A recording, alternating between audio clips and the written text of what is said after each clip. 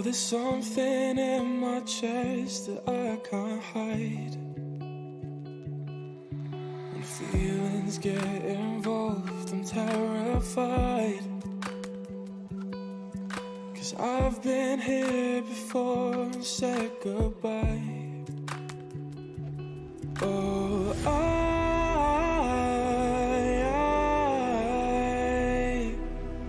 are you the one when I try look I wish I'd find? Oh,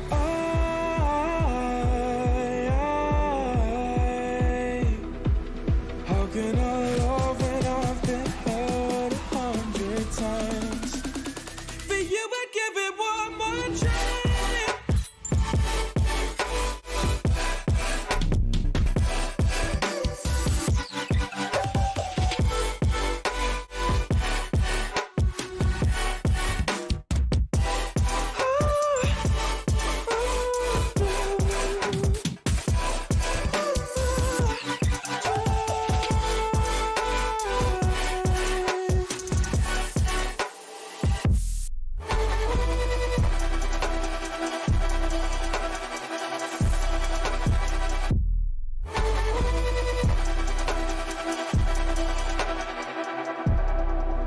Turn away and wrestle with my doubts. Oh, I leave them all behind, but don't know how. Bury my head deep within the crowd, but I'm reaching for your hand to pull me out. Oh,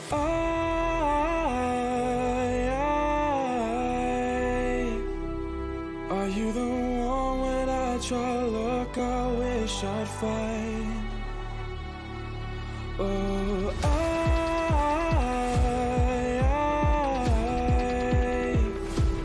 how can I love when I've been hurt 100 times?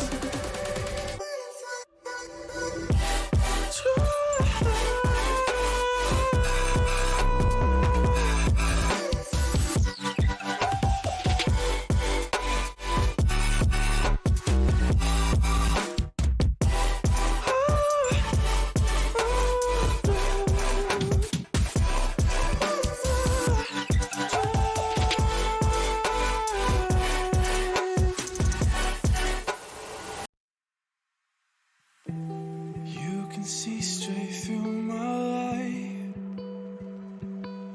Oh, there's something in my chest that I can't hide.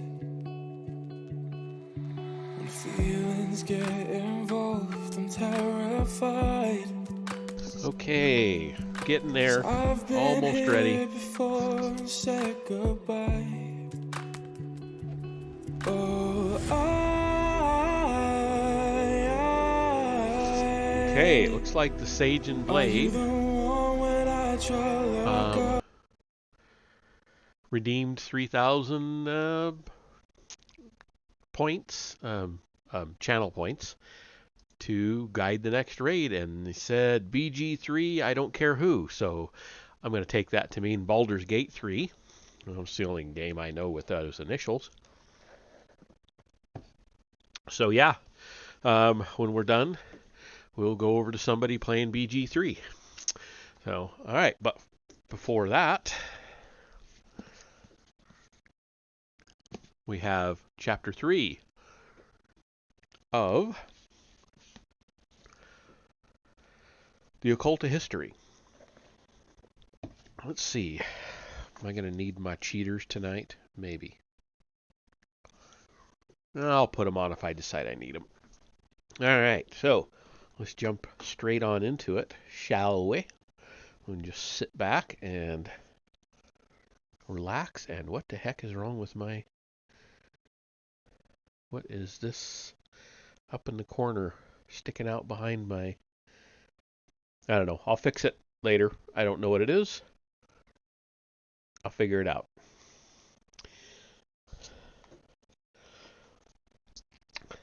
So, we are in Chapter 3, The Poet as Occultist. The poet is a man from a man.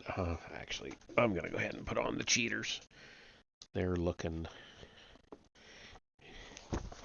I think I'm gonna end up needing them tonight.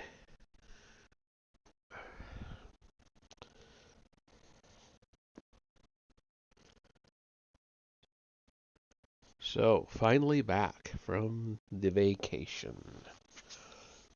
Oh, yeah, that's much better. All right. The poet is a man whom Faculty X is naturally more developed than in most people. While most of us are ruthlessly cutting out whole areas of perception, thus impoverishing our mental lives, the poet retains the faculty to be suddenly delighted by the sheer reality of the world out there. Do poets, in fact, possess a higher degree of occult powers than most men? At the time I was discussing the question of occult faculties with Robert Graves in Majorca, I also, or is that Mallorca? Correct me if you know. I think I've heard something like that. I don't know. Mallorca? That might be Mallorca. Well, I'll start saying it that way. I also met the poet Louis Singer, a contemporary of Graves. Singer's attitudes towards such matters seemed to be thoroughly skeptical, although he told me he had once conducted various investigations into spiritualism. I asked him for some account of his experiences. The result was a remarkable 15-page document that I shall have occasion to quote several times in this chapter. Singer, like Graves, was fortunate in possessing the poet's faculty of total relaxation. He speaks of concentration on nothing, allowing the mind to sink into a passive state. Seances failed to convince Singer of the reality of the physical phenomena, of psychical phenomena, but he preserved an open mind and made efforts to place himself in a receptive mood when alone. A medium had told him that he might expect a visit from her quote-unquote control, a spirit child in his room. Quote, and this is a fairly long one, "Now, in the quiet of my room, I awaited her visit with relaxed mind. Of course, nothing happened. I next decided to experiment with a candle. I lighted it and kept it under observation. The flame burned undisturbed. With mind relaxed, I watched it, hoping against hope for one of those mystic breezes, quote unquote, but none came. However, suddenly I smelt a beautiful perfume that I had not observed before. In the state of passivity, I smelt it without any doubt whatever. I rose and tried to trace it. There was nothing in my room to account for it. Finally, I followed my nose. It led me from the top of the house to the basement where the bath was situated. There I found the cause, a piece of scented soap. Here, then, was my first concrete lesson. In the passive state, when the power of intellection is fully suspended, the senses become hypersensitive. Normally, I could not have smelt the soap. Abnormally, I could."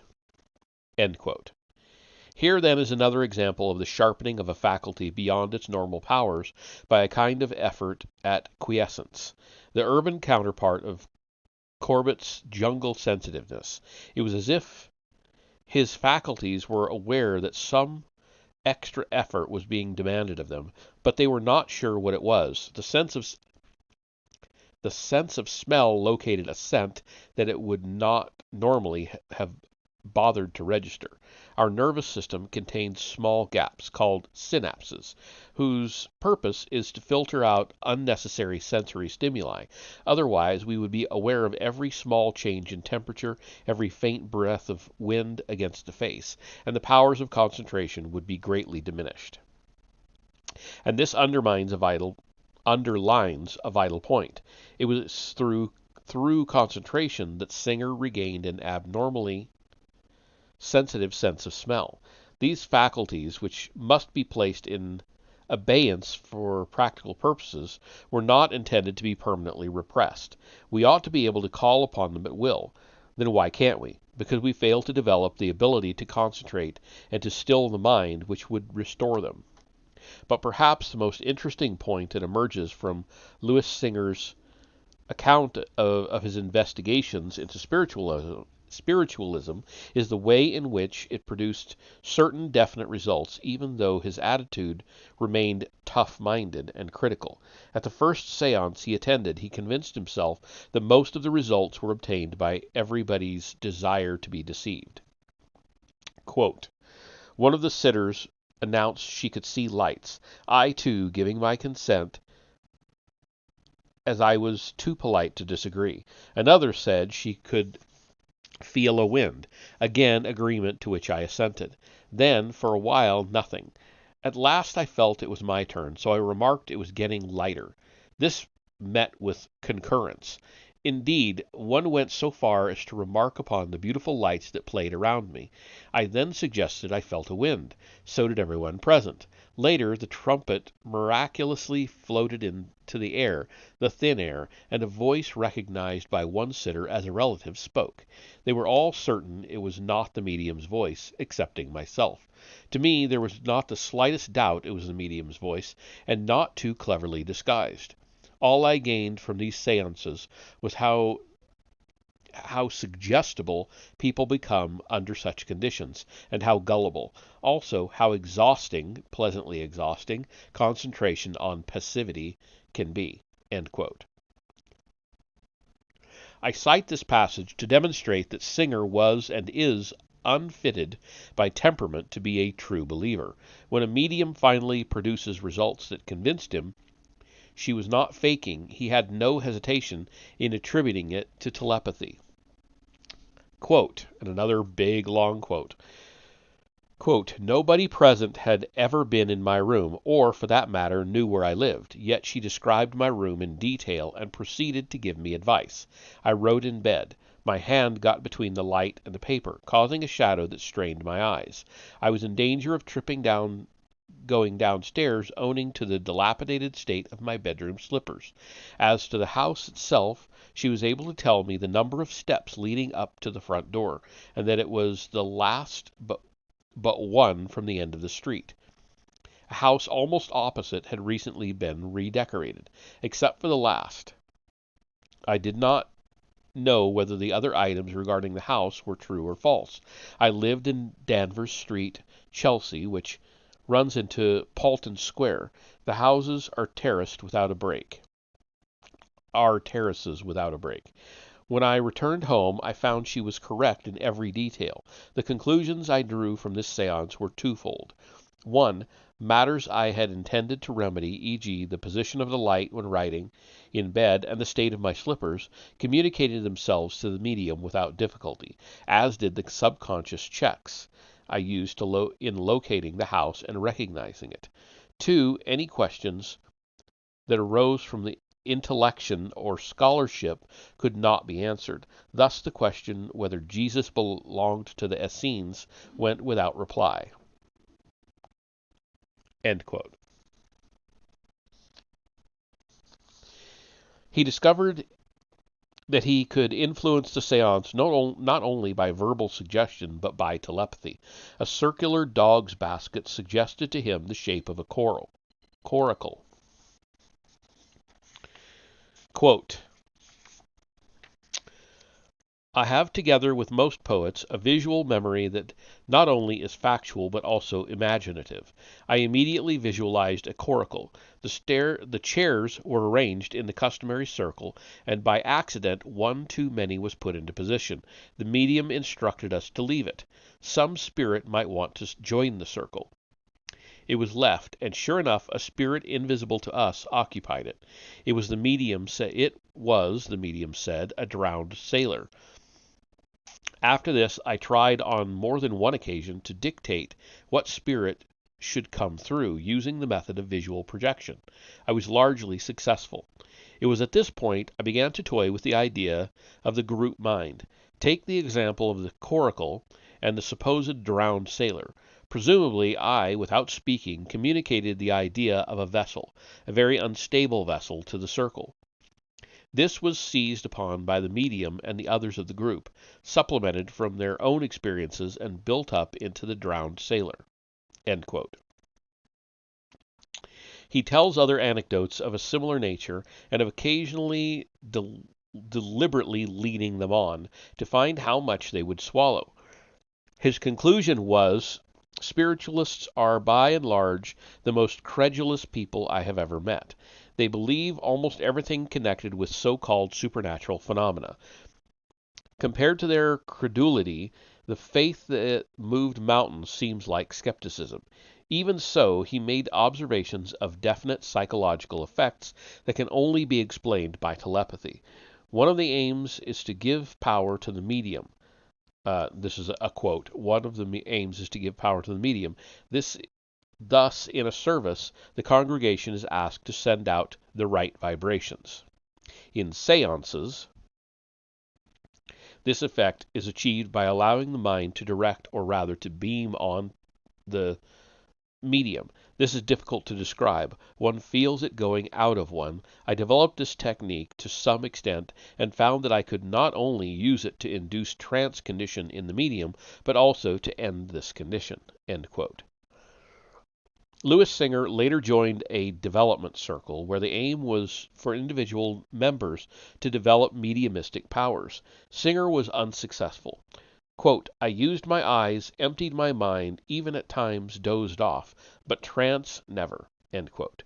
Even so, he was told by the medium that he had acquired spirit guides, one of whom was a Hindu guru, and when alone with a friend who was also associated with the circle, he decided to try to sink into a trance. Quote, "I said, 'Will you observe me, and I'll let the guru come through.'" End quote. That was a quote within a quote. She nodded, and I closed my eyes and sank into a semi-trance. Suddenly I felt my belly sink in till it seemed to meet my spine. After a short spell, I opened my eyes to find Maud gazing away from me to the other side of the room. I felt annoyed. Quote, "What are you doing?" Another quote within the quote. I demanded. "You agreed to watch me." "I was," she replied. "You came out of your body and were sitting on that other chair." End quote. End quote. He later developed mild powers of psychometry, the ability to pick up quote-unquote vibrations from objects handed to him. Quote, "I also found I could see the guides or secondary personalities of people and symbolic pictures or future happenings, but not the distant future. How this came about, I have not the slightest idea. I was not conscious of any change in my mind or personality. The only difference between now and formerly was that now I could reach out, metaphorically speaking, and grasp what had previously eluded me." End quote. The only incidents that could not be explained in purely telepathic terms were an attempt to duplicate an experiment described by J. W. Dunn in his Experiment with Time, in which Dunn visualized the face of his watch while lying in bed and was able to tell the exact time. Singer goes on, quote, another big long quote, "On the mantel shelf in my bedroom was a clock with a white metal surround. One morning I had an appointment. I awoke. The room was in absolute darkness. I tried to repeat the Dunn experiment. I saw the clock in front of my eyes and decided, as it were, that I could go to sleep for at least another hour, and I did so. When I woke up the second time, I again looked at the clock clairvoyantly, got up, removed the blackout blinds, and confirmed the accuracy of my vision. Now the strange thing was that the surround of the clock in the vision was pale gold. I then proceeded to analyze my vision as one would a dream. Animals and birds have a built-in time mechanism. They will turn up to the minute when food awaits them. Indeed, I myself can go happily to sleep, having told myself to wake up at such and such an hour, and wake at precisely that hour. Therefore, it was not surprising that I saw the right time clairvoyantly. All that had happened was that my subconscious knowledge of the time had revealed itself in the projected image of the clock. As to the golden color of the surround, this could have been an optimistic symbol of the outcome of the experiment, but I must confess I found this explanation to be of doubtful accuracy when I discovered that the clock had been 10 minutes fast." End quote. He had seen the time actually shown by the clock, not the correct time.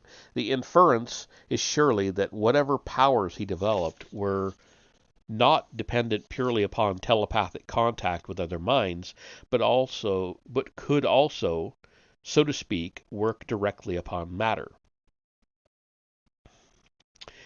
I have quoted this document at such length because it seems to me to be a perfectly balanced summary of the pros and cons of such experiments in the occult.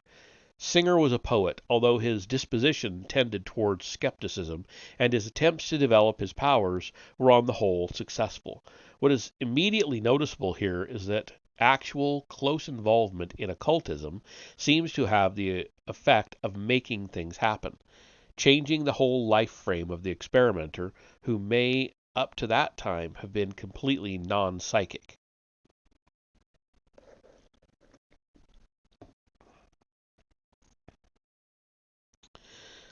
Louis Singer remarks, quote, "Once one becomes involved in the psychic, there is a certain lack of communication with those who have not had similar experience." End quote. And he goes on to make the important observation, quote, "Mysticism and spiritualism are arrived at not by willing, but by unwilling. The will has to be abnegated before attainment can be possible. In other words, attainment is involuntary. The actions preceding attainment are instrumental in banishing the will entirely." End quote. However, this should not be taken too literally, for obviously one's capacities can be developed, which implies that there is some point in effort. On the other hand, it is also true that a certain passive negative attitude towards one's own life often seems to induce accident proneness and a tendency to disturbing coincidences. This becomes very clear in reading Strindberg's late autobiographical writings, Inferno, Legends, The Occult Diary, for example.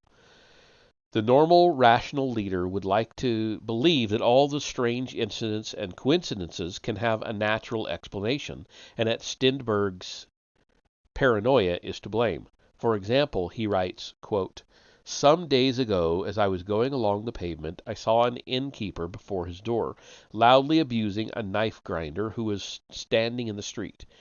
I did not want to cut off the connection between the two, but it could not be avoided, and I experienced a keen feeling of discomfort as I passed between the two quarreling men. It was as though I had divided a cord which was stretched between them, or rather as though I had crossed a street which was being sprinkled with water." End quote. Legends, page 94. One's first reaction is to dismiss it as imagination, something purely subjective. But Gurdjieff, an altogether more reliable and balanced authority, told Ouspensky, quote, "Have you noticed how if a man passes quite close to you on a narrow pavement, you become all tense? The same tension takes place between planets." End quote. Okay. I know we're not very far into it, but I want to know how long this is. I can already feel my voice.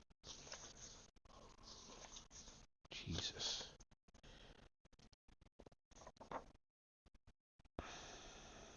Okay. Well, all we can do is keep plugging along. Okay.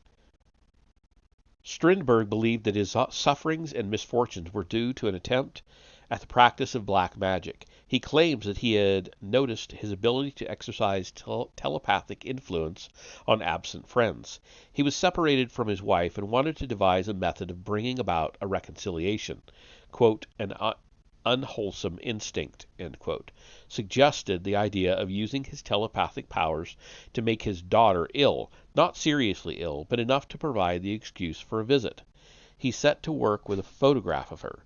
He began to experience a feeling of foreboding, and when examining a nut germ under a microscope a few days later, saw that it had the shape of a child's hands clasped in supplication. A friend verified the remarkable resemblance. The attempt misfired. It was the two children of his first marriage who fell ill.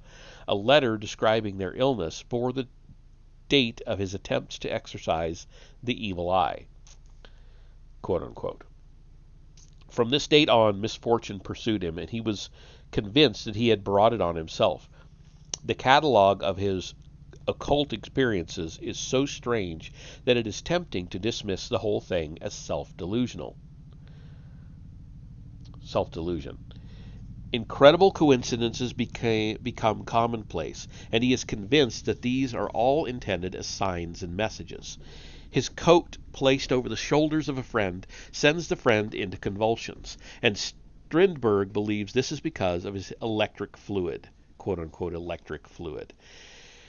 He dreams of an unusual-looking clock, and the next day sees it in a shop window. He sees a mountain landscape in the corrosion stains on the side of a zinc bath, and later recognizes the identical landscape when he visits his wife's home in Austria. He suspects that he possesses the involuntary power of dematerialization or becoming invisible. Friends looking for him fail to see him until he touches them and speaks to them. After separating from his third wife, Harriet Boss, he is convinced that her astral body visits him at night and masturbates him. He also possesses the involuntary power of leaving his body, or traveling clairvoyance, as it has come to be called. I have already cited two examples of this. On another occasion, he imaginatively transported himself to a scene in his past with such vividness that he actually found himself standing in a garden of his childhood, smelling various flowers and able to touch things, when his wife roused him from his trance by touching his shoulder. He became unconscious and collapsed on the floor. That is to say, his traveling clairvoyance seemed to work in time as well as space. In trying to decide how much of this is genuine and how much due to his imagination, we again confront the basic problem, that in such matters, illusion and reality are so thoroughly confused that it is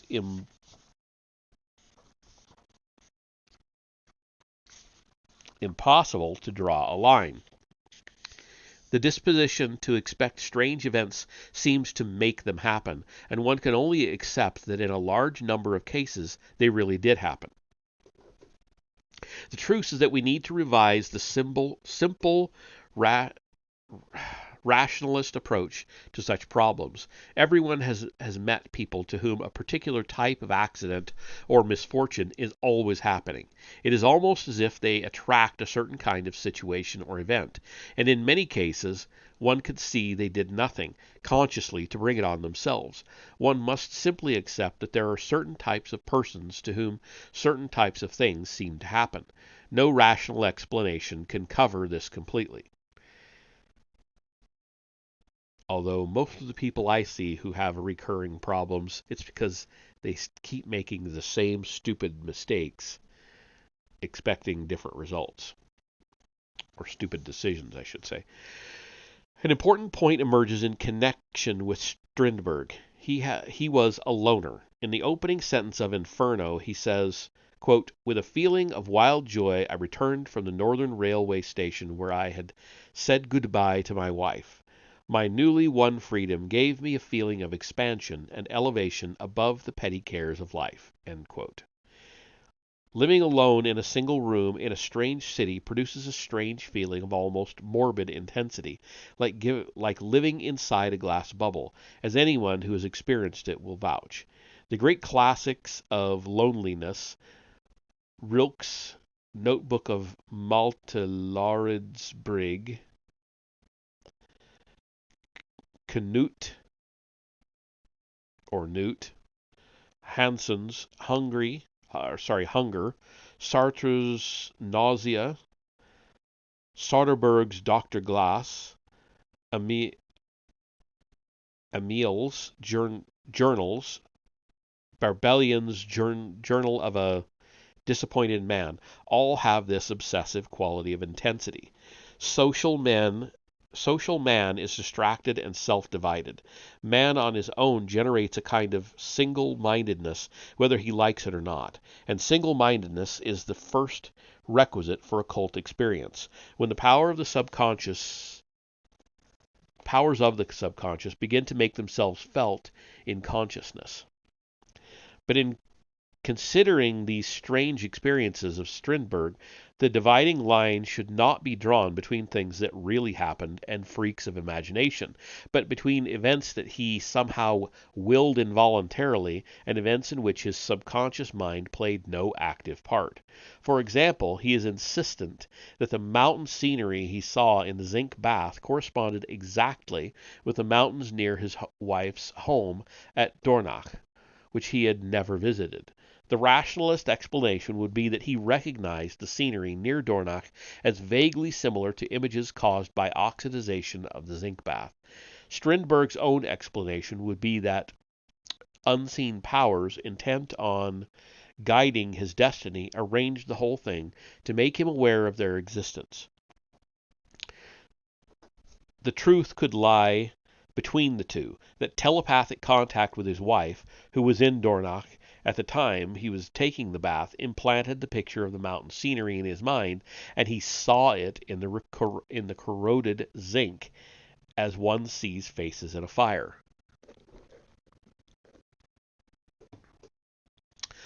Poets seem to provide a particularly rich field for research into the occult, and I have tried to argue that this is because Faculty X is at once the creative faculty and the occult faculty. Robert Graves even goes so far as to contend that all true poems are written in the fifth dimension, but one need not go so far as that to see that poetry arises out of certain inner stillness and unity. The historian and poet A.L. Rouse,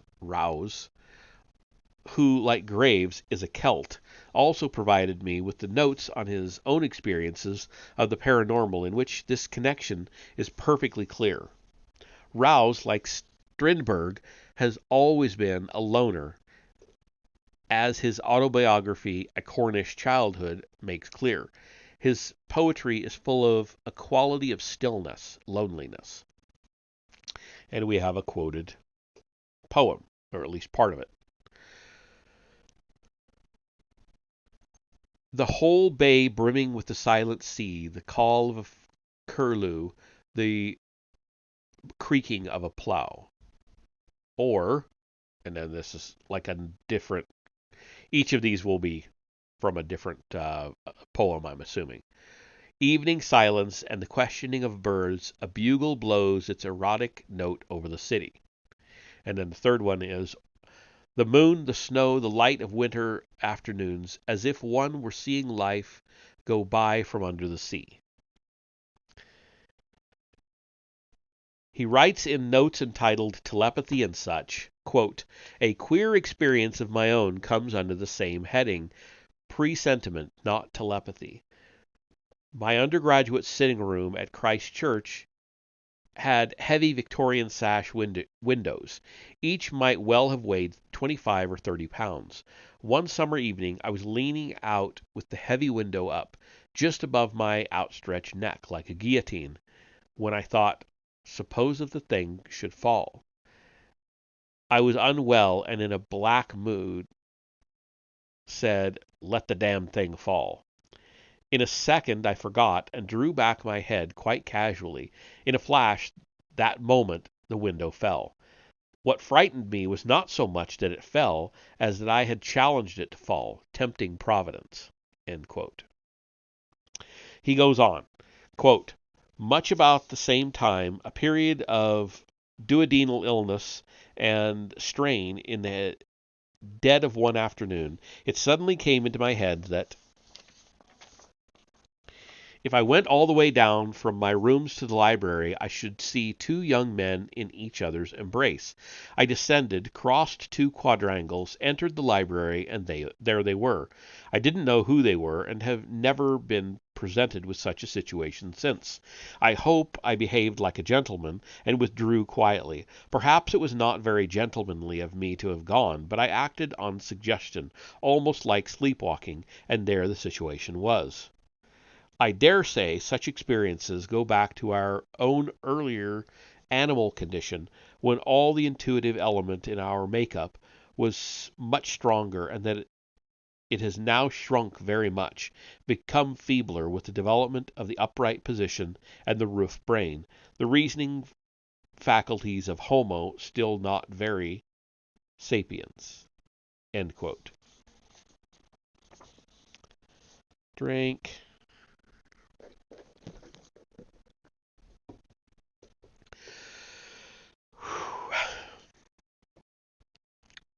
Rouse's assumption that animal faculties include not only abnormally developed senses but second sight is one that is widely accepted. The Scottish poet Hugh MacDiarmid told me that his wife always knew when he was returning from long journeys, on one occasion as far away as China, because his dog would go and sit at the end of the lane about 48 hours before he would arrive home. Telepathy seems to be the obvious hypothesis here, except that on one occasion the dog sat at the end of the lane before he knew he was returning home. Before he knew he was returning home. Okay. I myself have seen the dog belonging to Eve Farson, wife of the writer Negley Farson, growling in a corner of her bedroom that had once held the basket of the previous dog, now deceased. Eve Farson told me that she had at first kept Albert's basket in that corner, but that his predecessor had driven him out of it so often that she decided to move the basket. And once again, one could explain this by positing some form of animal intuition or telepathy, perhaps even that Eve Farson herself communicated the knowledge of the previous dog to Albert. But no matter how often one calls upon the telepathy hypothesis, there always remain the incidents that cannot be made to fit. Rouse writes, quote, "In A Cornish Childhood, I told the story of my father's youngest brother, Charlie, killed in a mining accident in South Africa. Before leaving home, the boy was forever fiddling with our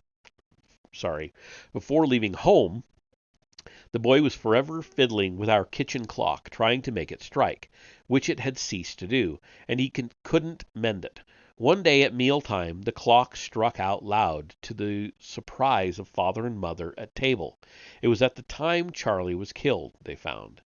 They always called it, inaccurately, for they hardly knew the means of words, a presentiment, or more properly, a token." End quote.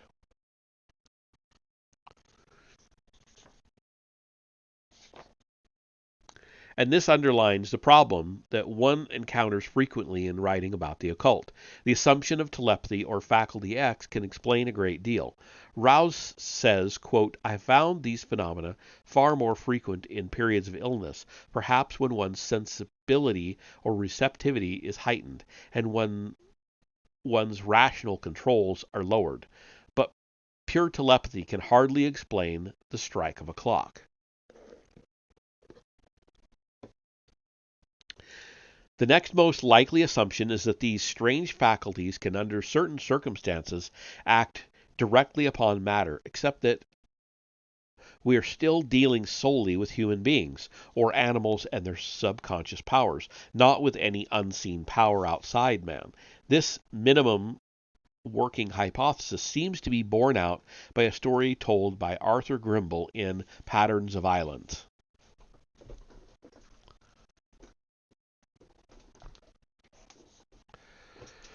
The natives of the Gilbert Islands believed that when someone died, his spirit had to proceed to a sand pit at the northern end of the island of Making Meang. a locale known as the Place of Dread. After visiting this halfway house, the ghost could then proceed to paradise, provided that certain rituals performed over his dead body were able to avert the attentions of Naka, the watcher at the gate, who tried to strangle the spirit in his net.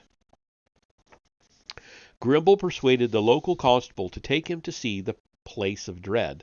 The man was predictably very nervous, and the visit was hardly a pleasure trip. On the way back, Grimble saw a man approaching, quote, across the arc of a curving beach. I saw him appear round a point. I could follow every yard of his course as he came nearer. My eyes never left him, because my intent was pinned on his getting me that drink. He walked with a strong limp. He was a stocky, grizzled man of about 50, clad rather ceremoniously in a fine mat belted about his middle. And I noticed that his left cheek was scored by a scar from jawbone to temple, and that his limp came from a twisted left foot and ankle. I could see the man still in memory. He totally ignored the greetings I gave him. He did not even turn his eyes toward me. He went by as if I didn't exist. End quote. Grimble called the constable, who was walking some way ahead, and asked him who the man was. The result was that the constable had hysterics and rushed back home. Grimble followed him and promptly complained to the native magistrate about the strange goings-on. They were able to identify the man with the limp. His name was Nabiria, and he had died at the time when Grimble saw him. His body lay at present in a nearby hut. Grimble's first impulse was to insist on seeing the body, to confirm that it was indeed the same man. Then, remembering that any interruption of the rituals might deliver the spirit into the hands of the watcher of the gate, he decided against it. The constable, who had also passed the limping man, had seen no one. Grimble very highly... I'm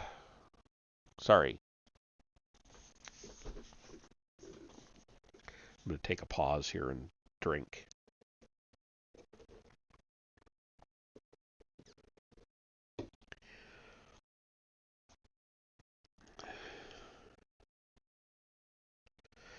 Grimble very rightly doubts the existence of the watcher at the gate, or the importance of the Place of Dread as a halfway house to paradise, but the dying man had believed in it, which was enough to project his phantasm along the road to the north.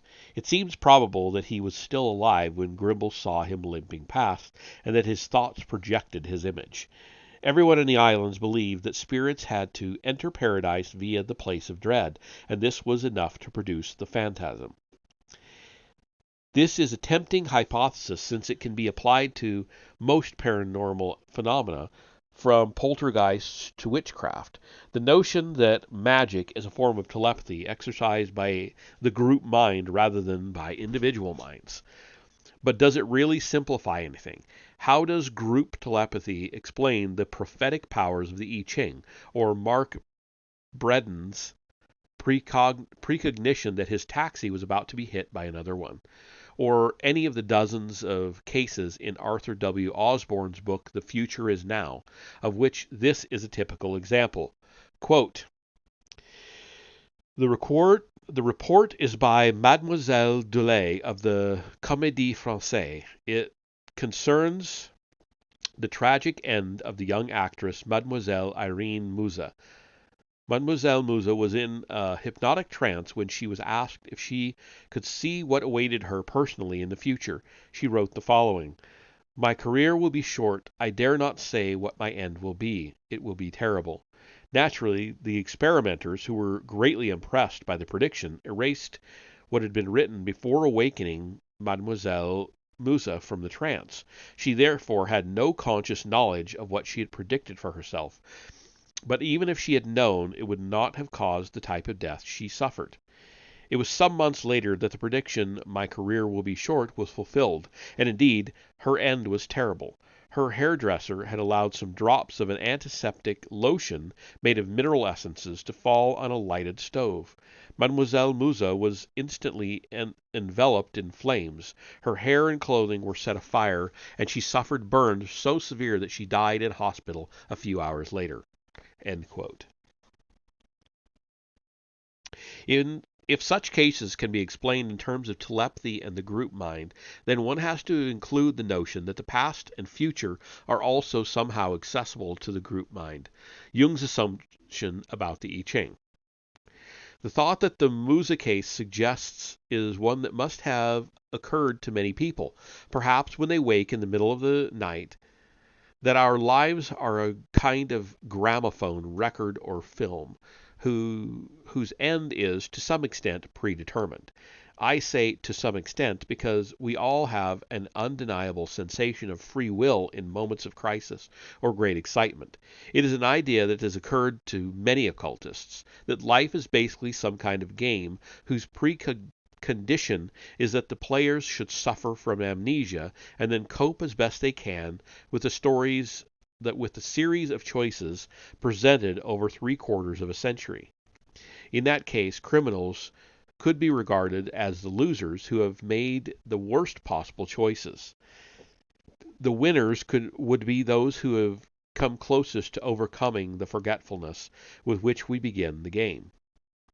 In The Mysterious Stranger, Mark Twain made the disturbing assertion that God got tired of being in a lonely, empty universe and created the whole shadow show of life in which he is the only real person, the others being robots made to seem alive. The founder of Scientology, L. Ron Hubbard, teaches that men are gods who invented the world as a game into which they descended and then became victims of their own amnesia, so they became trapped in their game. It is unnecessary to point out that all the great religions hold the view that the essence of man and the essence of God are one and the same. I am God, cried Nijinsky on the point of madness. Pause.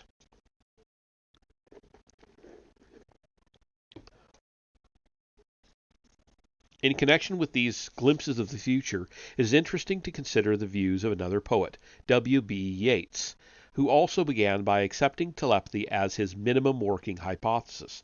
Yeats's interest in the occult was stimulated by Mary Battle, the servant of his uncle George Pollexfen, who possessed second sight. Pollexfen, quote, would tell how several times arriving home with an unexpected guest, he had found the table set for 3, end quote. One morning she was about to bring him a clean shirt, but stopped. Oh, this is a quote, sorry. But stopped, saying there was blood on the shirt front and that she must bring him another.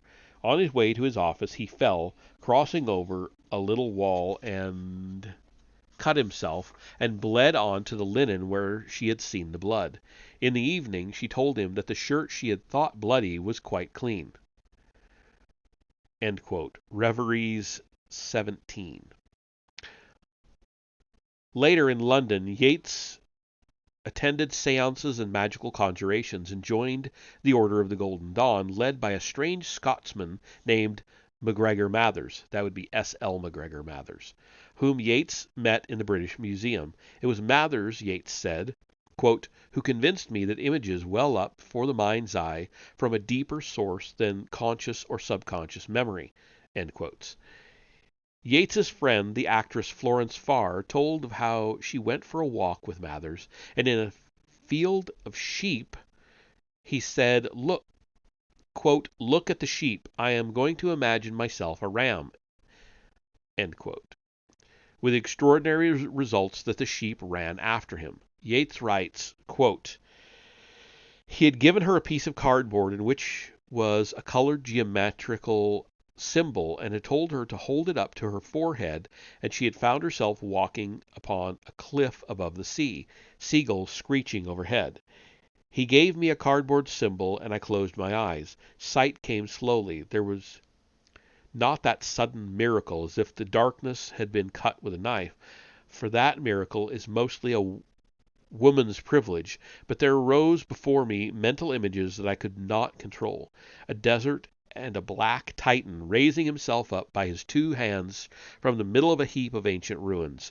Mathers explained that I had seen a being of the order of salamanders because he had shown me their symbol, but it was not necessary even to show the symbol. It would have been sufficient that he imagined it. Okay.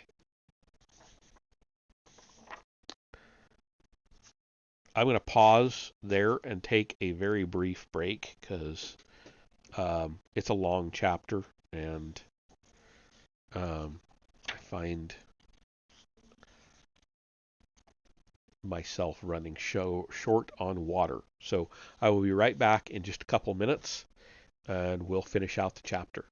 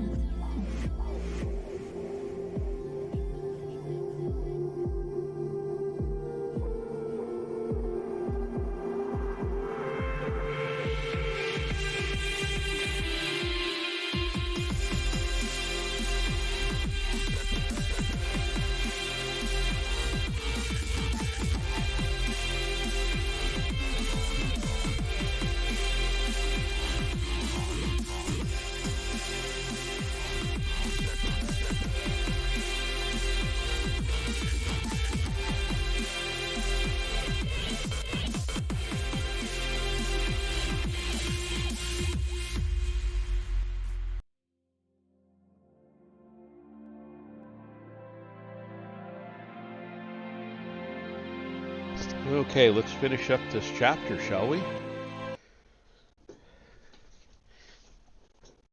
We've got about 15 pages to go. So, all right.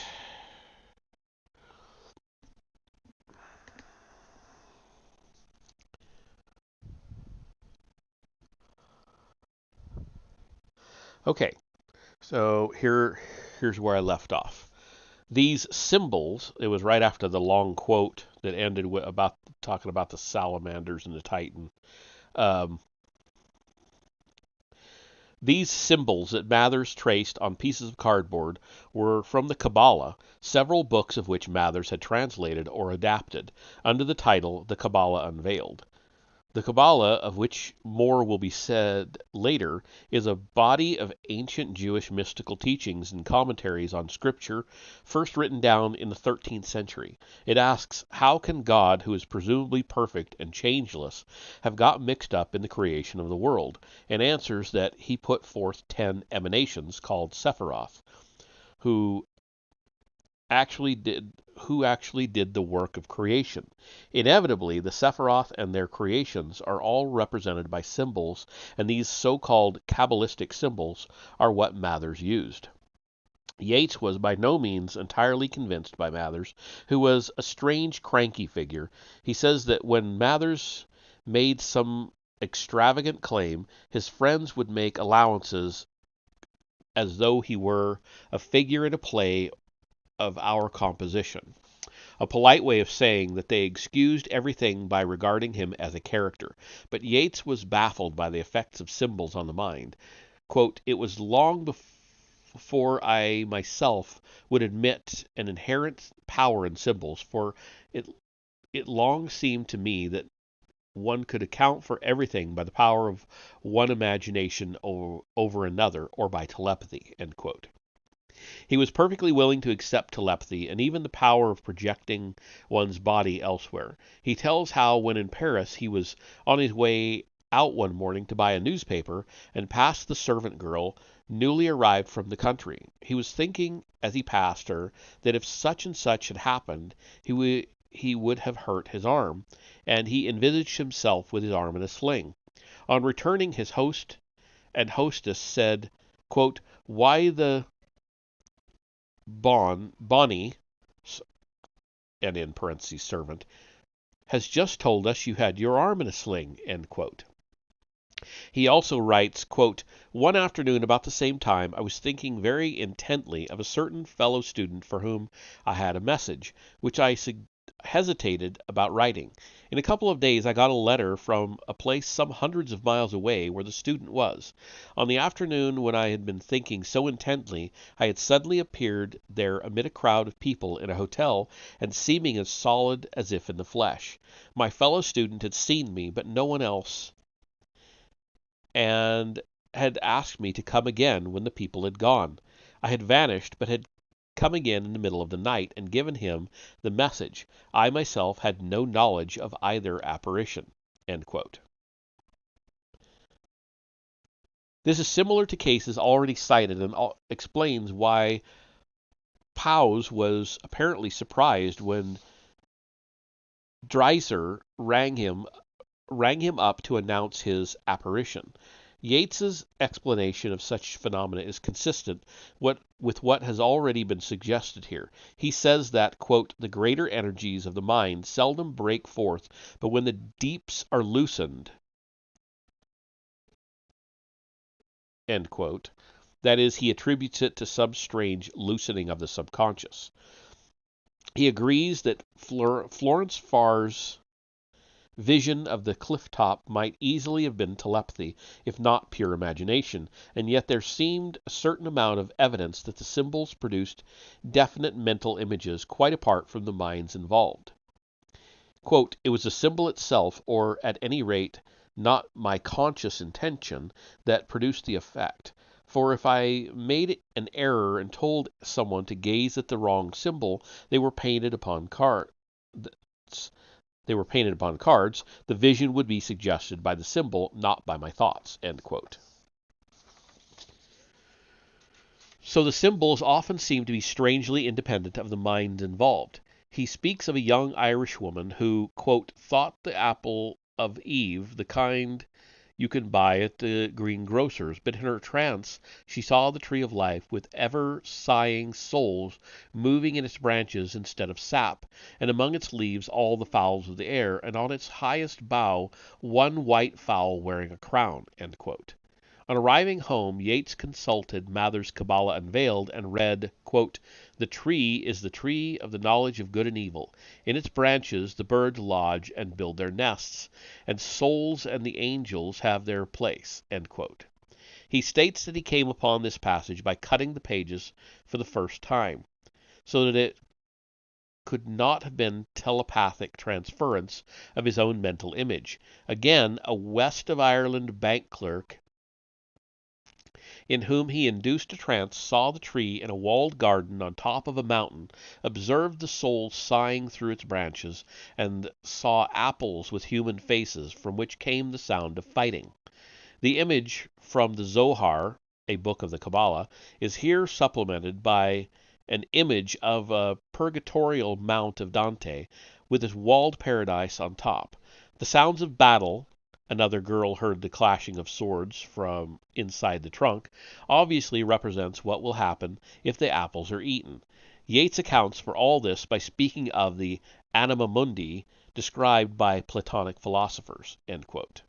A kind of racial memory, quote, independent of embodied individual memories, though they constantly enrich it with their images and their thoughts. Oh, okay, so then another quote starts without ending that quote. I don't know. Sometimes the punctuation's a bit messed up here. Almost everyone who has ever busied himself with such matters has come in trance or dream upon some new and strange symbol or event, which he has afterwards found in some work he has never read or heard of. Examples like this are as yet too little classified, too little analyzed to convince the stranger, but some of them are proof enough of those they have happened to, proof that there is a memory of nature that reveals events and symbols of distant centuries. Mystics of many countries and many centuries have spoken of this memory, quote, or end quote, I guess, and he defines the real danger of this quote-unquote lunar knowledge. Quote, "It is perhaps well that so few believe in it, for if many did, many would go out of parliaments and universities and libraries and run into the wilderness to so waste the body and to so hush the unquiet mind that, still living, they might pass the doors the dead pass daily.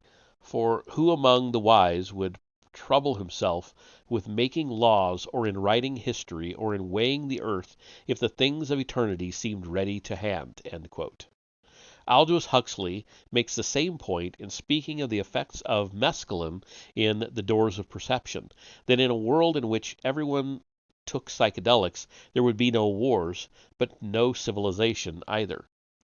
Yeats then takes the next logical step in the argument, a step taken some years later by Jung himself, that there is a racial memory which works in terms of symbols. This racial memory can be reached by, quote, hushing the unquiet mind, end quote. By reaching a certain depth of inner stillness where it becomes accessible to the limited individual memory.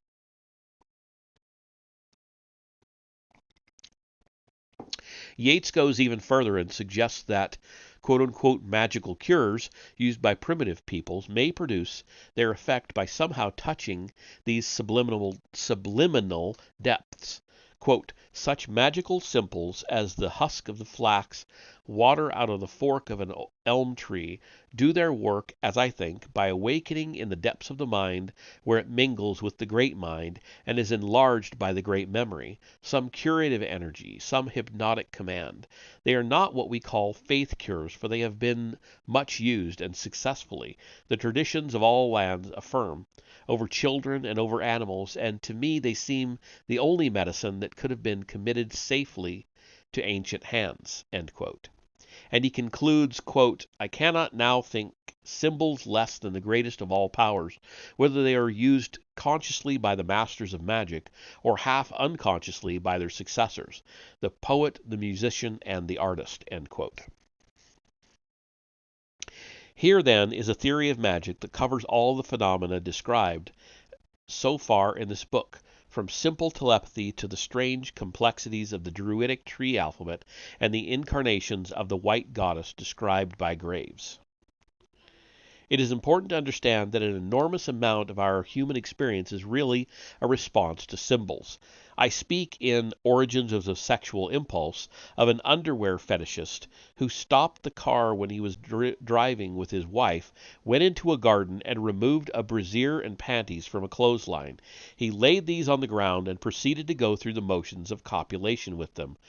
Response to the symbol of forbiddenness, another woman's underwear, was obviously stronger than his response to the actuality of his wife beside him in the car. This is the peculiarity of human beings, that a symbol can gain a hold on the imagination and cause a more powerful response than the actuality that it represents. Control over our deeper powers comes from symbols rather than from straightforward acts of will. 10 minutes before writing this, I was feeling drowsy, having eaten a large breakfast. I opened a book of colored photographs and saw one of a wide yellow beach and a deep blue sea, which instantly produced a sense of coolness, of expansion, as if I had accidentally touched some valve and let the pressure out of a tire. Symbols can evoke a response even when I am bored and tired, and my senses have lost their interest in reality. Since this has been happening over 2 million years of evolution, it is implausible to suppose that certain symbols have found a permanent place in the depths. Is it implausible to suppose that certain symbols have found a permanent place in the depths of the human psyche? And that actually reminds me of something, well, that whole page reminds me of something I read about symbols. There are books of symbols. There are books of amulets. There are books of signs and symbols and omens and portents and all of this stuff. Not amulets. I don't know where I was going with that. But anyway, one author, and I don't remember who it was. It was a female author, but I can't remember. It may have been Gonzalez Whippler. But I can't be sure. Anyway, she wrote that all of these symbols are great, and learning the traditional meanings of them is also great, but you can't expect some, say, some symbol from Polynesia to mean anything to somebody of, say, German heritage, because it's not anything they ever grew up with. It really doesn't necessarily mean anything to them. And I'm just using those as examples. They were the first two that came to mind. But the idea that symbols are universal, she kind of was a little bit hesitant to believe, because a symbol that means a whole lot to you may mean absolutely nothing to me, because there's nothing in my background to suggest any meaning in it. It just looks like a bunch of swirly lines or whatever, and vice versa. Whereas a symbol of a tree might mean a great deal to me and mean nothing to you. It's just a picture of a tree. So anyway, off on a tangent. Sorry. Getting back to the book. A youth who responds to the picture of a naked woman is responding as symbolically as the fetishist who is excited by her underclothes. Why should it be scientific orthodoxy to accept the instinctive effect of a sexual symbol on the human imagination and deny those of a religious symbol whose power over the human imagination may be equally deep-rooted? It is interesting to note that when Yeats came to produce his own attempt at a symbolic system, the moon became his central image. 16 years after he had written his essay on magic, published in Ideals of Good and Evil, Yeats married a Miss Hyde Lees, and 4 days after their wedding she began to produce automatic writing. In an essay published in Per Amica Silentia Lunae, Yeats had asked whether it might not be possible to prick upon the calendar the birth of a Napoleon or Christ. The unknown quote-unquote communicator who used his wife's hand attempted to answer this question by producing a system of symbols based upon the 28 phases of the moon and upon two types of men: those who gain power from their combat with circumstances and those who gain strength from the combat with themselves. The system is very nearly as complex as that expounded in Graves's White Goddess, and a good deal more arbitrary, or at least it seems so. The men who belong to each of the 28 phases each have 4 sets of characteristics. 1, the will, that is to say, what sort of person they are basically: the hero, the sensuous man, the obsessed man, etc. 2, the mask, the face he creates to show the world, which is often the opposite of his true character. 3, the creative mind, that is to say, his natural creative tendency, intellectuality, emotionality, self-dramatization, simplicity, etc. 4, what Yeats calls the body of fate, which means simply the man's destiny, what the law of the stars decrees for him, so to speak. The mask and the creative mind, which have two possibilities, each have two possibilities. They can express themselves truly or falsely. For example, Yeats gives as his typical man of phase 12, Nietzsche, the forerunner. The mask he creates to expose to the world is self-exaggeration when true and self-abandonment when false. The true expression of his creativity is subjective philosophy, and the false expression is conflict between two forms of self-expression. This sounds obscure until one tries substituting James Joyce for Nietzsche. When the meaning can be seen, the forerunner whose mask is self-exaggeration, Stephen Dedalus and Shem the Penman, and whose creativity expresses itself ideally as an intense subjectivity. In Finnegan's Wake, this subjectivity becomes deliberate obscurity of expression. The conflict between the desire to reach an audience and desire to be secretive and esoteric.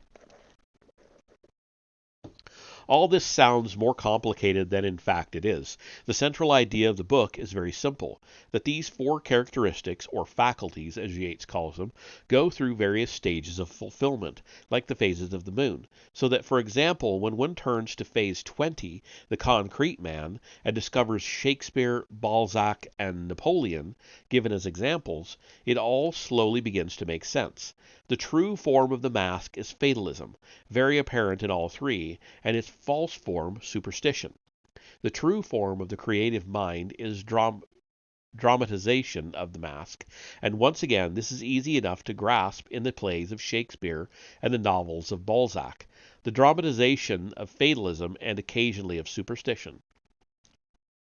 Its false form is self-desecration. The fate of the concrete man is enforced success of action, that is, a kind of success that drags him along like a slave behind a chariot and may overwhelm him. The simplest way to understand a vision is to begin in this way, by studying his examples. It is easier to grasp the significance of a phase in terms of Parnell or Oscar Wilde or Shelley than by studying its place in the lunar cycle. These various phases also relate to certain periods of history which throw up a certain type of dominant figure: Christ, Napoleon, Pascal, Byron. Whether the reader chooses to accept all this literally is a matter of the individual temperament. Yeats himself ends the introduction by explaining disconcertingly that he does not regard all this as true, but as a stylistic arrangement of experience comparable to the cubes in the drawing of Wyndham Lewis. But a painter imposes his own emotional vision upon reality because reality is all things to all men, and he experiences a compulsion to show what it is to him. Similarly, Robert Graves answers the question whether he believes poets to be literally inspired by the white goddess by saying that, as with the question of whether the Hebrew prophets were directly inspired by God, you can accept it either as metaphor or as fact.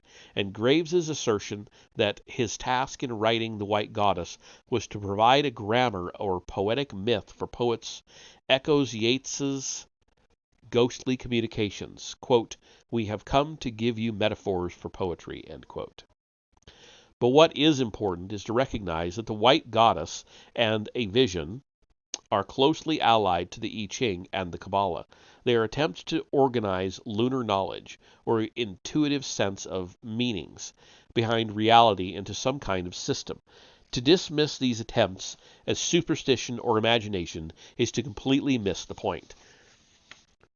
The kind of knowledge we use to get through a day at the office is logical, conscious knowledge, but we also live on a more intuitive level, and this intuitive knowledge could be compared to the nerves in its sides by which a fish can sense changes in the temperature and pressure of the water.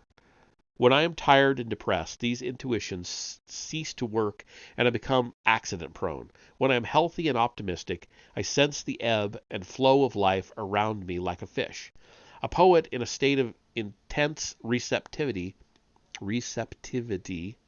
may feel as though he is a spider in the center of a web, receiving vibrations from all parts of the universe.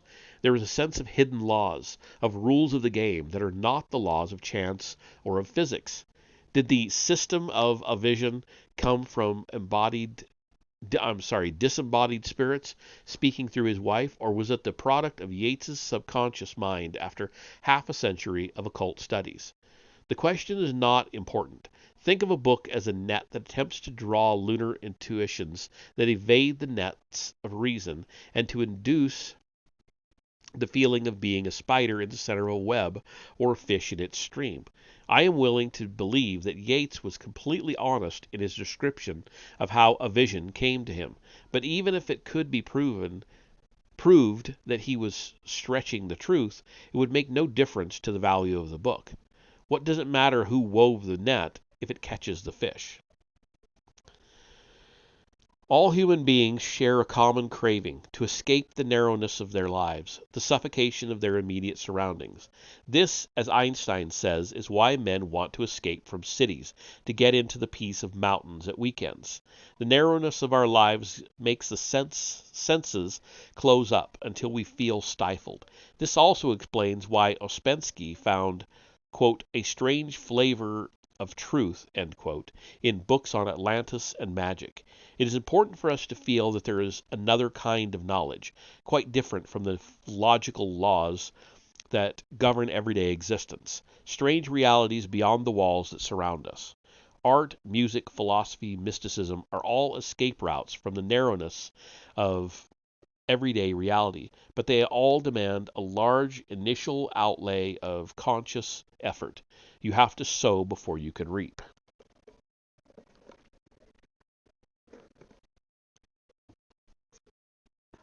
In comparison, magic or occultism is a simple, direct method of escaping the narrowness of everydayness. Instead of turning outwards to the world of great composers or philosophers, the student of the occult turns immediately inward and tries to reach down to his subliminal depths. This explains why the earliest and simplest forms of magic are symbolic. Not only have symbols a strange power to appeal to the subconscious mind, they are also easy to grasp and to meditate upon. This explains the enormous influence of the I Ching over so many centuries. It also explains the popularity of the most important Western system of symbolic knowledge, the tarot, which must now be considered.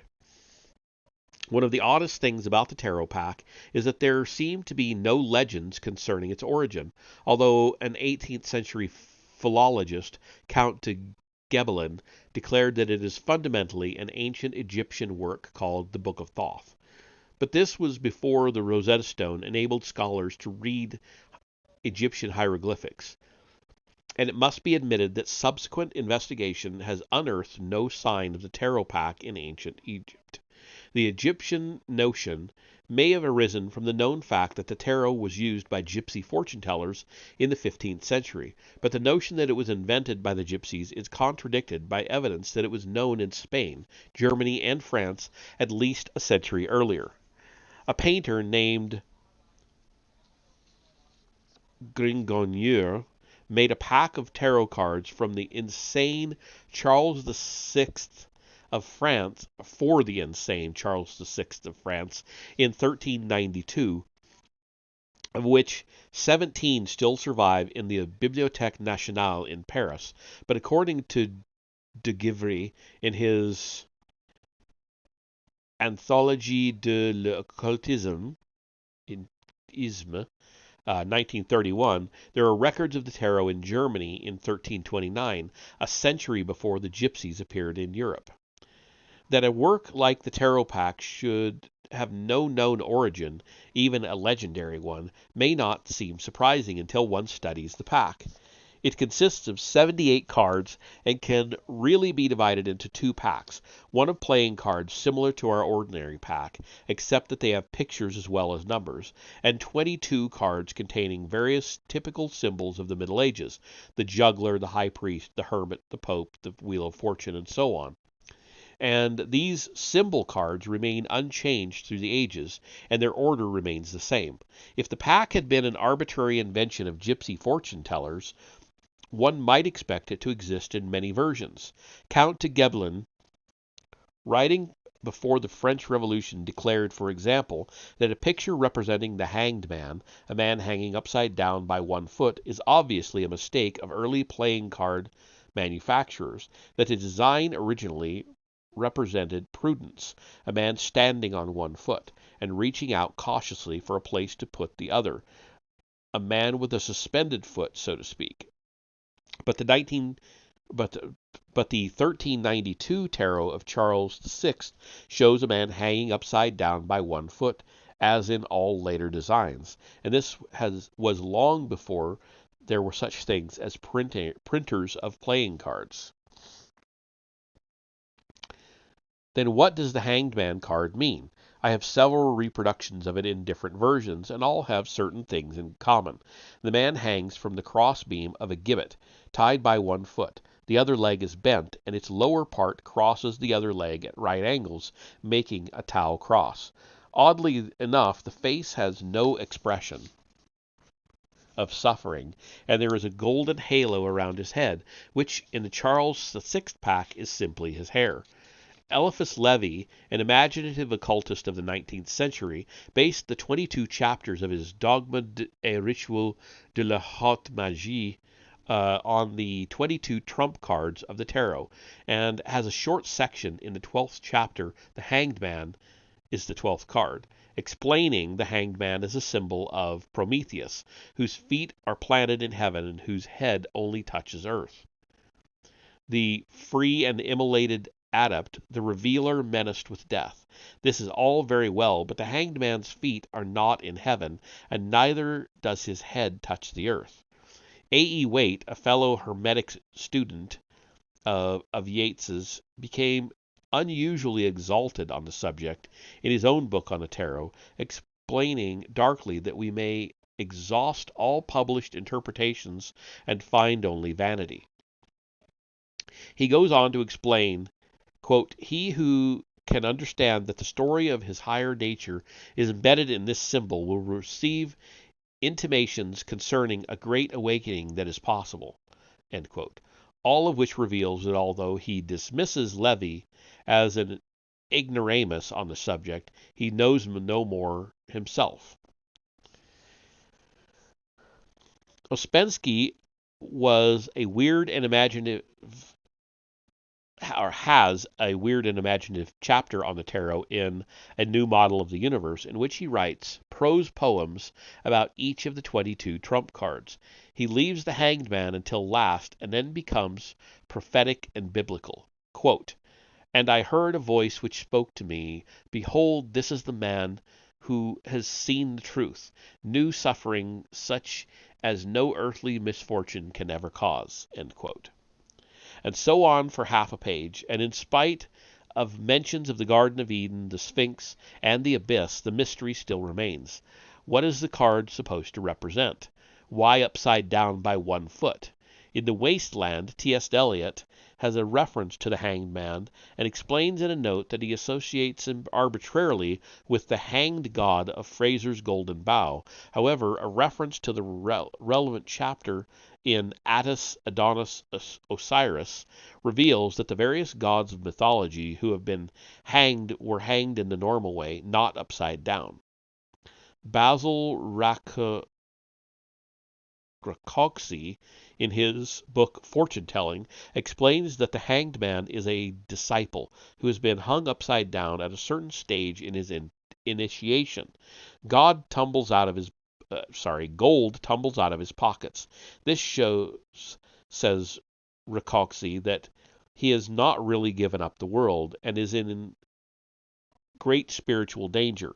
The card is a timely warning. There is only one objection to this imaginative interpretation, that some of the earliest tarots do not show gold tumbling from his pockets, or even show him holding a bag of gold. And if he has just been caught out breaking the initiate's oath, why is he looking so cheerful?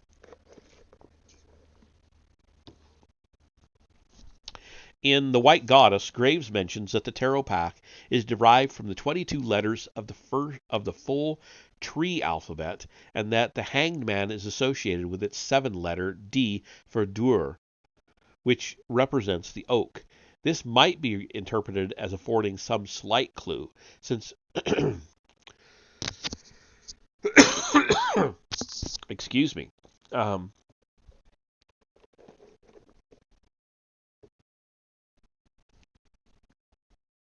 The word for oak in many European languages means door. The gibbet on which the Hanged Man swings certainly looks like a door, and unfortunately there is no further clue as to why the Hanged Man hangs upside down.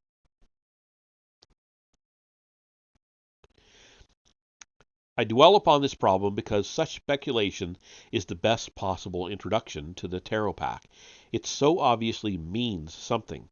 Whoever created it or constructed it meant something quite definite by its symbols, and perhaps one day a historian may discover that some early tribe of gypsies originated in a country where the local duke punished malefactors by hanging them upside down by 1 foot. But at the moment, the mystery remains impenetrable, and one can only stare with bafflement at the cards and try to let the intuition work upon them. This is in fact by far the best way of getting to know the tarot pack, simply to stare at its cards as a child stares at colored pictures in his favorite book. Tarot packs of earlier centuries are usually in clear, bright, primary colors so that they can be studied like illustrations in a child's picture book. It helps greatly if the student has a strong sense of the Middle Ages. Half an hour browsing through a volume like Joan Evans' Flowering of the Middle Ages is an excellent preparation for study of the tarot. The mind should be full of images of Gothic cathedrals, of medieval stained glass, which may be the inspiration for the glowing colors of the tarot, of small towns surrounded by fields, and artisans at their everyday work. Without this kind of preparation, the skeptical modern mind is likely to attach its own associations to cards like the Pope, the High Priestess, Pope Joan, and the Devil. It also enables one to sense when certain images extend further back than Renaissance or even the Middle Ages. The Moon card, for example, shows a dog and a wolf baying at the moon, while from a river or sea behind them a lobster climbs onto the land. The moon has a woman's face and it's shedding dewdrops. In the background of the picture, on either side, stand two menacing towers. Somehow, the whole picture is out of keeping with the solid world of Chaucerian burghers and knights on tombs with their hands folded in prayer. It is true that this is one of the few examples of tarot cards that have changed form radically. The Charles VI pack shows two very Chaucerian astronomers looking at a moon without a face, but this is not to say that the dog and wolf card may not be equally old. Here, very clearly, is a card whose origins go back to pre-Christian times, and that is probably associated with the White Goddess. But for the most part, the tarot is profoundly medieval in conception and profoundly Western. It begins with a juggler. A 17th century tarot makes him look thoroughly villainous, and ends with a fool or beggar, a man in torn clothes. In between, there is a world of emperors and popes and hermits, and cards symbolizing strength, temperance, justice, and death. Aliette, one of the commentators on the tarot, disliked the idea of beginning with the juggler and changed it to its place to number 15. As to A.E. Waite, he prefers to change the juggler into a magician, having the countenance of divine Apollo, with smile of confidence and shining eyes, instead of the villainous-looking confidence trickster of the 17th century. He also prefers to end his exposition of the greater arcana, the 22 trump cards, with the World, a card showing a naked woman surrounded by symbols of the four evangelists instead of the Fool. In general, Waite's tarot, with the cards redrawn by Pamela Smith, is a romanticized and sentimentalized version, although the cards never depart far from earlier originals. The obvious test of any commentator on the tarot is his understanding of the two cards representing the sun and the moon. Whether he grasped the distinction between solar and lunar knowledge, Waite does not. Ouspensky comes altogether closer, although he seems to be an imaginative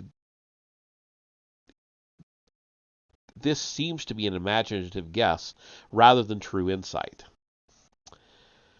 Apart from the greater arcana, there are also 56 cards of the lesser arcana, the four suits that have become the ordinary playing cards of today, with its rods or wands, cups, swords, and shekels or pentacles, changing into clubs, hearts, spades, and diamonds.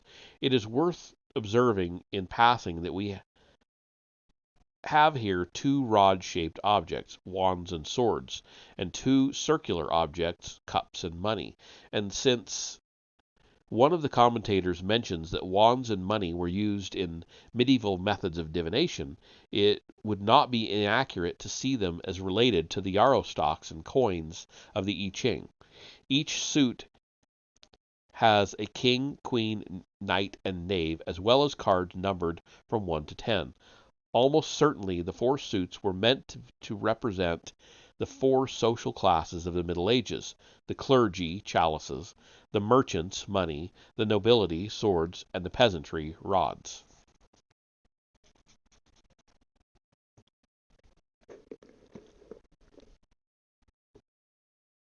Although some authorities feel that the lesser arcana constitutes a completely different set of cards, with nothing in common with the trumps, they certainly have in common a puzzling symbolism.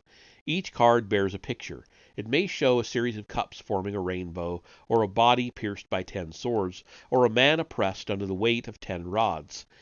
In Waite's tarot, the 5 of Wands, for example, shows a group of youths in a field, apparently fighting or playing a war game. In The Hollow Men, T.S. Eliot has the lines, quote, "Cross staves in a field, behaving as the wind behaves, no nearer," end quote.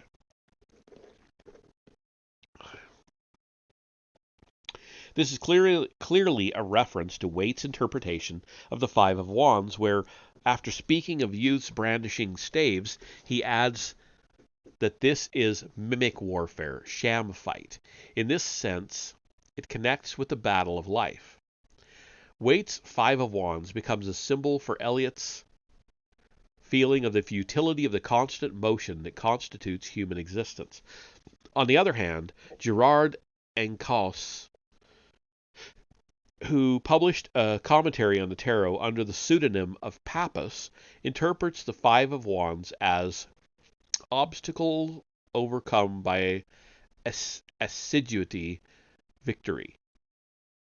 That was a quote. Pappus sees the King of Swords as an evil man. Waite sees him as a symbol of stern justice. The lesser arcana of the tarot is, as already mentioned, the source from which modern playing cards are derived. These can also be used for divinatory purposes, and it is interesting to see how closely the meanings of the two packs correspond. It is evidence that the basic tradition of cartomancy, divination by cards, has hardly changed since the 14th century. The Ten of Cups, for example, has a picture of a happy family, and its meaning is contentment and human love. The meaning of the Ten of Hearts, its corresponding card in the ordinary pack, is home. Here are a few more correspondences. Ace of Coins, felicity. Ace of Diamonds, an engagement. Five of Swords, loss. Five of Spades, a funeral. Three of Coins, trade. Three of Diamonds, social activity. Five of Wands, mimic warfare. Five of Clubs, a lawsuit. Ace of Cups, house of the true heart. Content, abode, or content. Ace of Hearts, love, marriage. Four of Coins, possession, a legacy. Four of Diamonds, a legacy. When one considers how much individual commentators like to impose their own meanings, it is remarkable that the correspondences remain so close. Pappus's tarot, for example, makes a bid for wide popularity by making the cards tell a story. Cups, hearts, is obviously a love story, with the ace signifying the beginning of love, the two, obstacles deriving from one of the couple, three, both have fallen in love, four, a third person provokes opposition, five, the obstacle is overcome, and so on. In his explanation of the money cards, he actually reverses the meaning of the Four of Coins, a legacy, which he claims signifies a loss.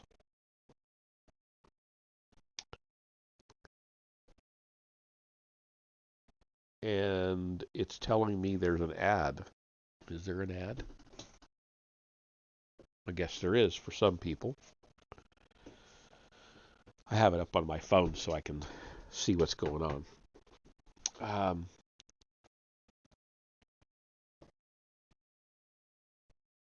Okay. The method of consulting the cards, both the tarot and the ordinary pack, has also remained relatively unchanged. A card is chosen to represent either the person asking the question or the question itself. In the case of the tarot, tradition represents wands as blonde and energetic, cups as having light brown hair and a lazy temperament, swords as dark brown and energetic, coins as dark and indolent. This card is placed in the center of the table, and the remaining cards are then shuffled and cut 3 times by the questioner. What follows depends upon the method favored by the fortune teller. Cards may be taken one after the other from the top of the pack, face downwards, and placed in a certain order round the first card. These indicate various influences at work. The general atmosphere of the enquiry, what forces are in opposition, what is the ideal solution, what has gone past, what is in the immediate future, what is in the immediate past, what's in the immediate future, and so on. The simplest and quickest way of using tarot is to use the greater arcana, the 22 trump cards, and simply get the questioner to name 5 numbers below 22, shuffling the remaining cards between each call.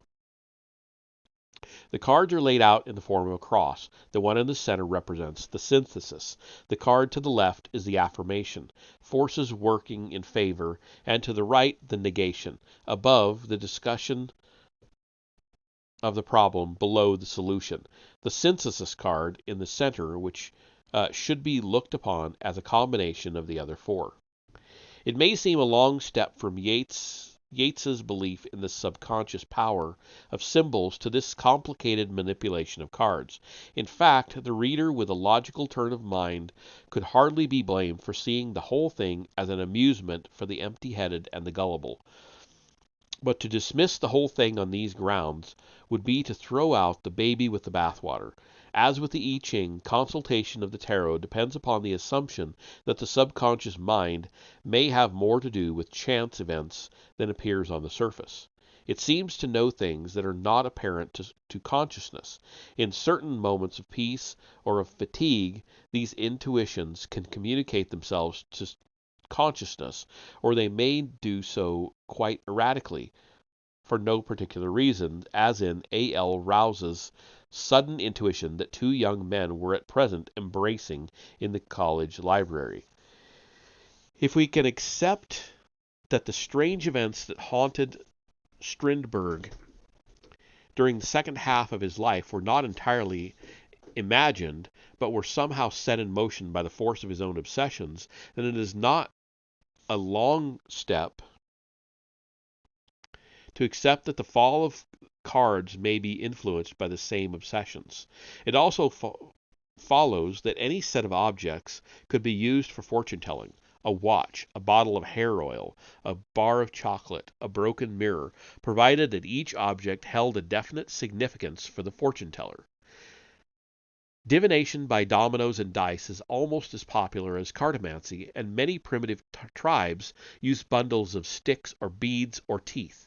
The underlying assumption is that the materials used are no more than the clay which is molded by the hands of the subconscious sculptor. Auden, in a poem called The Labyrinth, writes, quote, "The center that I cannot find is known to my unconscious mind. I have no reason to despair because I am already there." End quote. Okay, we are very nearly done.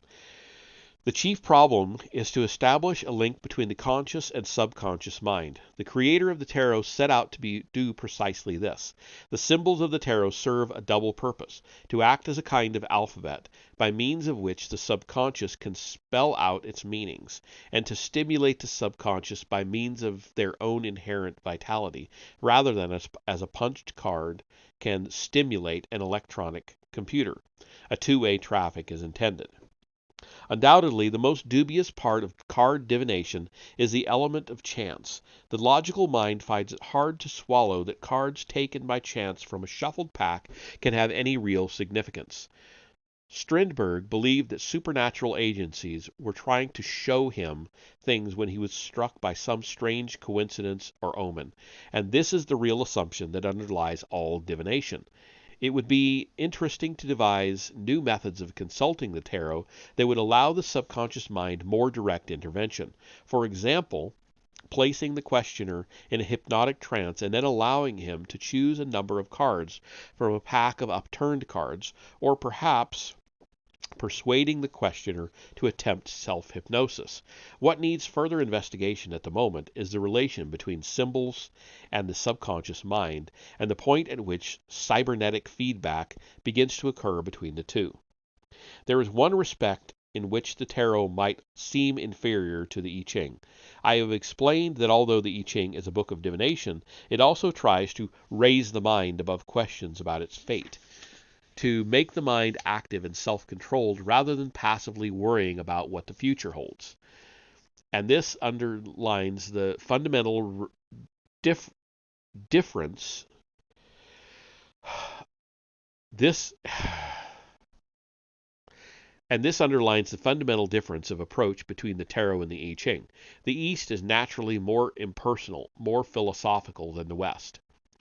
The Oriental mind thinks naturally in terms of spirit and nature, heaven and earth, fire and water. It gazes into the distance. or at least it used to. The Westerner lives in a more personal world, with a savior acting as intermediary between himself and heaven. The symbols of the tarot are more complex, more personal, and more violent than those of the I Ching. At first glance, the tarot seems more preoccupied with foretelling disaster than the I Ching, which is more interested in teaching the superior man how to become a master of his destiny. Closer study shows that this difference is less important than it appears on the surface. The ominous symbols of the tarot, the hanging man, the tower struck by lightning, death and the devil, are intended less as omens of disaster than as shocks to jar the mind out of the triviality of everydayness, to induce concentration upon essentials. The Pope, the Last Judgment, the Hermit all focus attention upon heaven as in another way do the cards representing the star, the moon, and the sun. At the time when the cards were new to Europe, these symbols all had a deep emotional impact, which they have lost since the Reformation. But as T.S. Eliot pointed out in speaking of Dante's poetry, there is nothing to prevent the modern mind from entering the medieval frame of reference and being as deeply moved by it as Dante's contemporaries were. When the tarot is grasped in this way, with an effort to understand the inner reality of its symbols, it can be seen as the exact Western equivalent of the I Ching, a lunar knowledge system conveyed in terms of interrelated symbols. And that is the end of that chapter and the end of that section of the book. That takes us into part 2 of the book, A History of Magic. So we're actually getting into the real history part now. But before we end, because obviously I'm not going to read anymore, I want to show you all a book. Where the hell did it go? I had it right in front of me a minute ago. Where is it? Damn. I'd have sworn I just looked up and saw it right in front of me. I have a book that goes through a lot of the old tarot decks and interpreters of the tarot, including the guy that was mentioned in here that went by the pseudonym Pappas.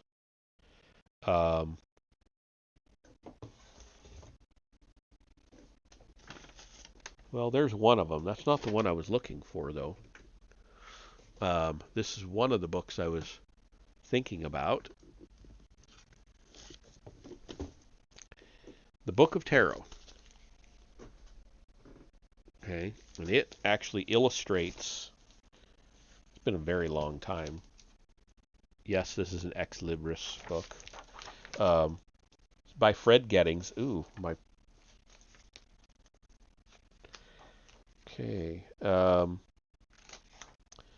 it goes through and shows a lot of the old cards and kind of does a comparison, a side-by-side comparison of a lot of the different decks and the symbols, and it's pretty neat book. Man, I didn't realize the whole cover is ripped off of it, though. It must have got dropped at some point, like in a really bad way, and I don't remember that. But it was published when? It was published in 73, which is a couple of years after the Occult A History came out. So that might be a very interesting book to go through. I don't know if we'd actually take the time to read it, but it might be one that would be interesting to spend a session on at some point. The other one I have, if I can find it somewhere here, is fully dedicated to the history of the tarot. Anyway, that's just a little bit of a side thing. I'll find it and we'll add it to the list maybe. But that'll be that for now. We have a request to go to Baldur's Gate 3, don't care who, the Sage and Blade said, and spent 3,000 channel points. So I'm going to raid somebody that's playing Baldur's Gate 3, whoever that may be. So bear with me a minute, and we'll go do that.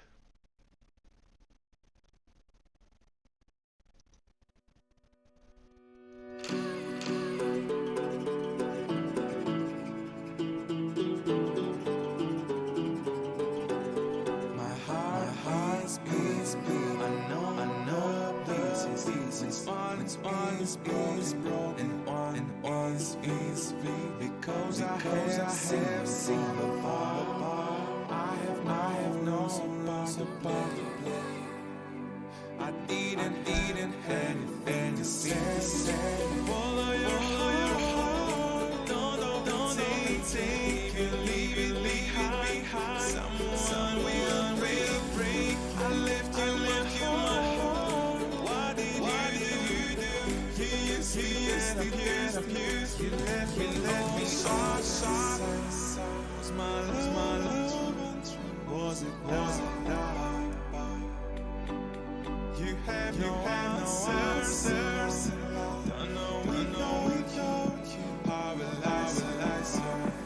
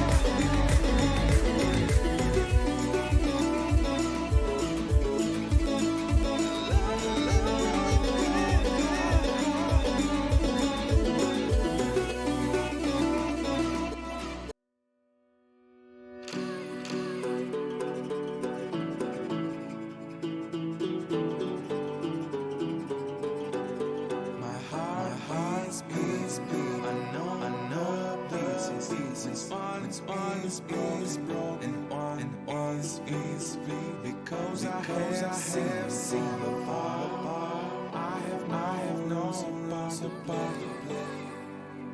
I didn't have anything to say. Follow your heart. Don't take it, leave it behind. Someone will break. I left you my heart. What did you do? You abused. You left me short. Was my love? Was it dark? You have no